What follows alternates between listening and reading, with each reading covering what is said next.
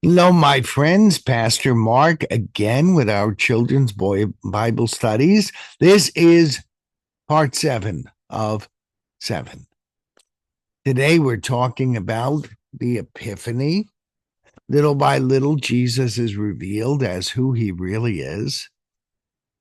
And today we have some strange visitors coming from a foreign country in the East.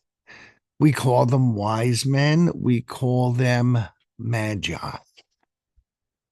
After Jesus was born, there was a star in the sky that wise men or magi who lived in the east saw, and that guided them to see Mary and Joseph and Jesus.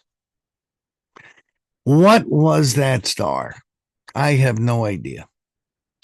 How can a star be high enough to guide people to a country, but be low enough to rest right over a stable? I really don't know what that was. And we really don't know who the Magi are. Some people say because there's a legend in China that wise people had gone west to meet a divine person.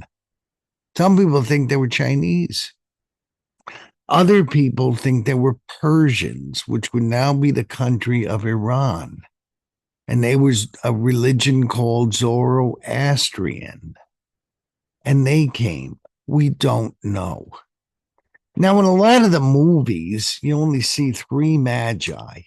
That's because they brought gifts of gold, frankincense, myrrh. So we say, oh, there must have been three of them, each with a different gift. And in some of the movies, they come from different countries and meet along the way. That is not true.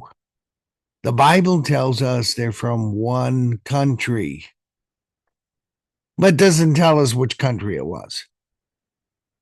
Maybe Iran, maybe China, maybe some other country, who knows?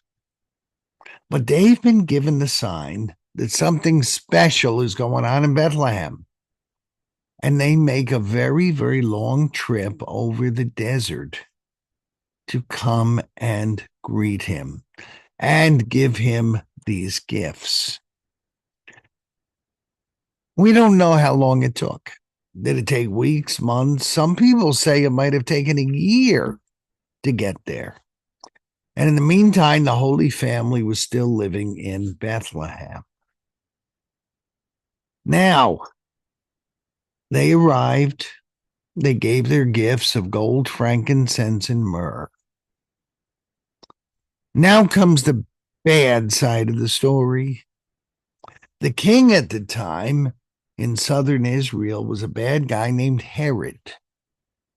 When he heard that there was a, quote, king of the Jews born, he got angry. He said, I'm going to get that boy. The Holy Family wound up fleeing to the country of Egypt, which is in northern Africa. Some people say it was the gifts of gold, frankincense, and myrrh that let the Holy Family live in North Africa, in Egypt, as long as they needed to. These gifts were very valuable. The Magi, however many there were, whatever country they came from, knew that God was doing something special, and they wanted to be a blessing to God's people. So they took a long trip, and they gave a lot of valuable gifts.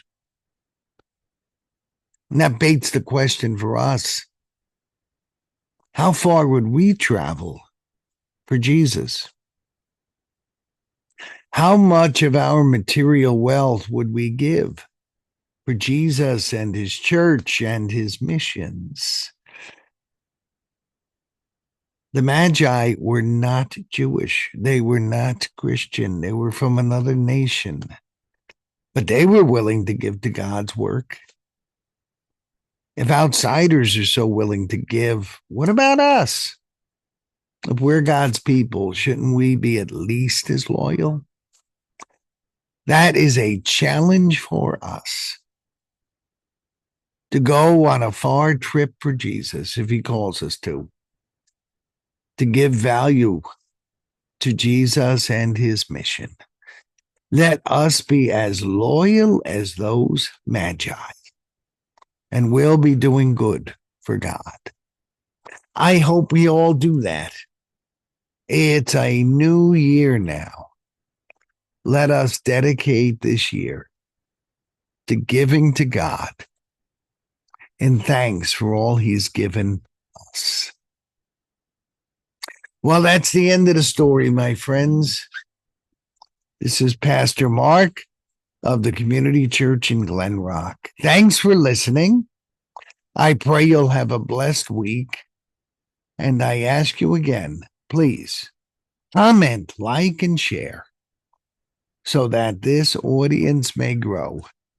More people will hear these Bible stories. God bless you from your friends at the Community Church in Glen Rock.